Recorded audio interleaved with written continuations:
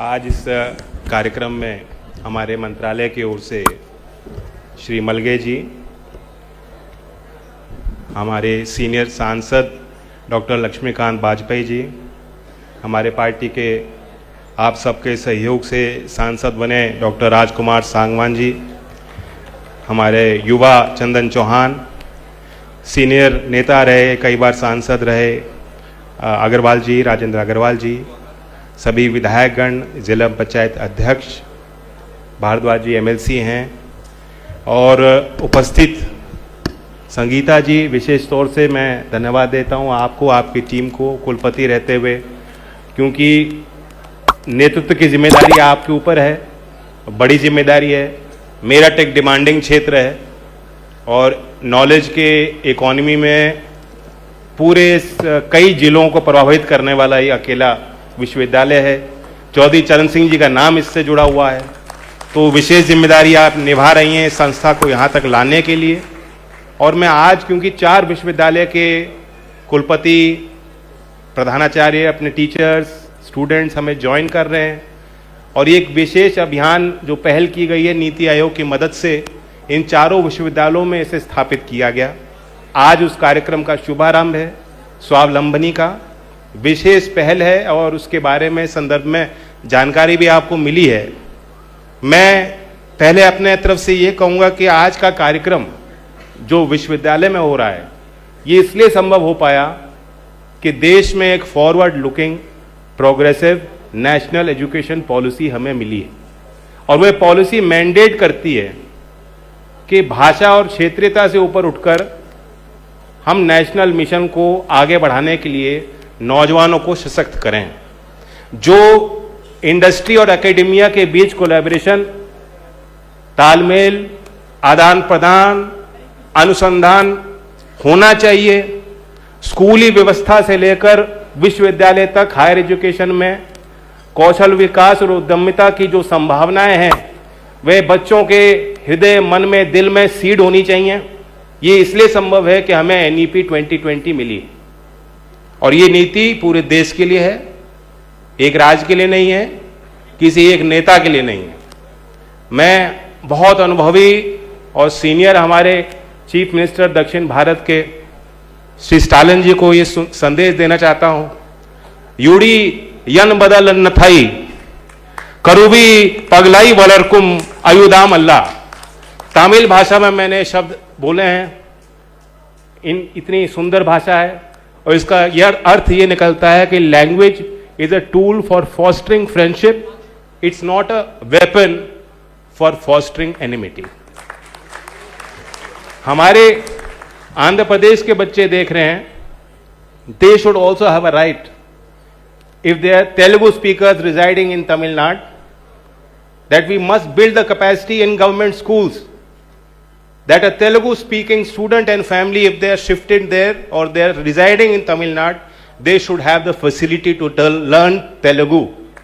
भारतीय भाषाओं के प्रति हमारे उत्तर प्रदेश के भी एक बड़े दल की जो पहले कोशिश रहती थी, तमाम प्रयास रहते थे भारतीय भाषाओं के पक्ष में और हिंदी के पक्ष में जो लोग और नेता बोलते थे, आज उनकी लाइन बिल्कुल राष्ट्र नीति के विपरीत मुझे दर्शाई दी गई। हालांकि वो अफसर नहीं है, लेकिन ये चीज मैं फ्लैग करना चाहता था। आप सब बुद्धिजीवी हैं और आप जानते हैं कि आज सरकार किस पॉलिसी को लेकर चल रही है। अभी यूरोपियन कमीशन, शायद पहली बार पूरा कमीशन यूरोप के बाहर किसी देश के साथ सीधा संवाद करने निकला है, और भारत पे आया पूरा कमीशन। प्रेसिडेंट, हमारे भारत सरकार के बीच तालमेल हुई, कई स्तरीय बातचीत हुई, और दोनों ही पक्षों ने यह विश्वास जताया कि बहुत जल्द व्यापार के क्षेत्र में, उद्यमिता के क्षेत्र में, कौशल विकास के क्षेत्र में, नई टेक्नोलॉजी के क्षेत्र में एक आदान प्रदान यूरोपियन यूनियन और भारत के इसके साथ जो है स्थापित होगा। ये एक संकेत है, जहां विश्व भर की अर्थव्यवस्था में एक बड़े व्यापक व्यापार के व्यवस्था के परिवर्तन के कारण अस्थिरता आई है, वहां दुनिया के निवेशक, दुनिया के टेक्नोलॉजिस्ट, दुनिया के एकेडमिशियंस दुनिया के लोग भारत को एक विश्वास के निगाह से देखते हैं, एक ट्रस्टेड पार्टनर के तौर पे देखते हैं, और भारत की लोकतंत्र व्यवस्था को देखते हुए वे चाहते हैं कि भारत में वो निवेश भी करें, जिससे यहाँ हमारे बच्चों के लिए भी रोजगार के नए साधन और नई संभावनाएं बन सकती हैं। ये शुभ संकेत हैं। और अभी यूरोप में प्रधानमंत्री जी ने एआई पे पहला एक विश्व का समिट चेयर किया। ये सब संभावनाएं हमारे लिए तब खुली हैं क्योंकि हमारा देश का जो लीडरशिप है वो इस टेक्नोलॉजी को समझते हैं और उन्होंने इसको पुश किया है। कुछ ही दिनों में आज भी यहाँ वाधवानी के साथ एक एमओयू हुआ है। निस्बत और वाधवानी जो एआई को लेकर काफ़ी कार्य करता है, रिसर्च करता है, कोर्स डेवलप करते हैं, तो एंटरप्रेन्योरशिप में एआई एम्बेडेड कोर्सेज को हम शुरू करेंगे निस्बत में। और पूरे स्कूली व्यवस्था में, क्योंकि आप सब जानते हो कि आज 6ठी और 8वीं कक्षा का बच्चा जिस तरीके से अपने मोबाइल को यूज कर लेता है, और 6ठी 8वीं कक्षा को भूल जाइए, चाहे 2nd 3rd क्लास के ही बच्चे आंख खोलते हैं और मोबाइल चलाना चालू हो जाते हैं। जो नई टेक्नोलॉजी को जिस प्रकार से यूथ सीख सकता है, उसी को देखते हुए स्कूल में भी फाउंडेशनल एआई और एआई रेडीनेस को व्यापक तौर पे हम पहले पायलट करके और फिर पूरी स्कूली व्यवस्था में एआई के प्रति लोगों को जागरूक करने के लिए कोर्स चलाने वाले हैं। मैं इस कार्यक्रम के बारे में बताना चाहता हूं कि उसका मुख्य उद्देश्य क्या है।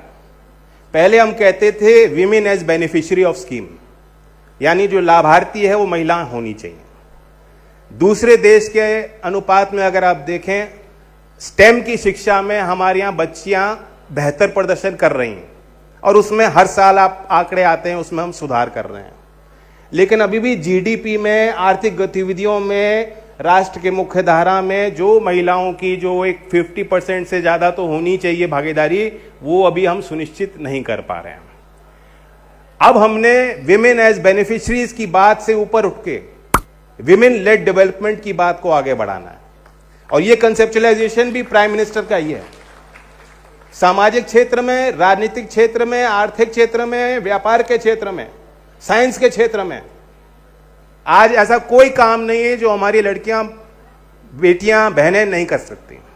बस उनके लिए वो पाथवे, वो विकास के पथ खुले होने चाहिए, वो संभावना उनके लिए बनी रहनी चाहिए। ये काम समाज का भी है। सरकार भी अपने नीति के तहत कार्यक्रम से इस मूल्य को, इस सिद्धांत को समाज में बेहतर तौर पे ग्रामीण समाज में भी स्थापित करने के लिए तत्पर है। और ये स्वावलंबनी कार्यक्रम भी उसी कार्यक्रम का एक हिस्सा है। अभी वीसी जी ने, संगीता जी नाम बता रही थी कि कितने बड़े बड़े हमारे देश के उद्योग जगत के जो नाम है, फेमस पर्सनैलिटीज हैं, वो विमेन है। और डेटा हमें बताता है कि जब विमेन लेड एंटरप्राइज होता है, यानी जो कर्ता महिला होती है, जो कंपनी चला रही है, जो एंटरप्राइज देख रही है, तो उस लीडरशिप के कारण उनका प्रोफाइल बढ़ जाता है। 10% उन कंपनियों की रेवेन्यू ज्यादा है और 300% महिलाओं को नौकरियां उन कंपनियों में मिलती है दूसरे कंपनियों के बनस्पत। यानी जब एक महिला जाती है बोर्ड रूम में और बैठती है, हायर मैनेजमेंट में जिम्मेदारी लेती है, वो सिर्फ अपने लिए नहीं, अपने जैसे और उससे भी काबिल महिलाओं के लिए रास्ते बनाती हैं, दरवाजे खोलती हैं। ये ग्लास सीलिंग है। और उस संदर्भ में एक कार्यक्रम है कि हम महिलाओं को बेनिफिशियरी के तौर पे ना देखें, एक एंटरप्रेन्योर के तौर पे अगर आप विकसित करेंगे तो एक मल्टीप्लायर इफेक्ट समाज पे आएगा।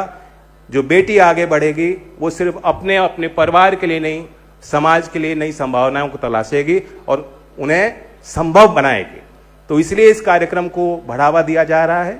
600 बच्चों को पहले चरण में इसमें एक मौका मिलेगा, 4 विश्वविद्यालय में 600, और मैंने सोचा कि कम से कम 150 का हिस्सा तो मेरठ का भी बनना चाहिए।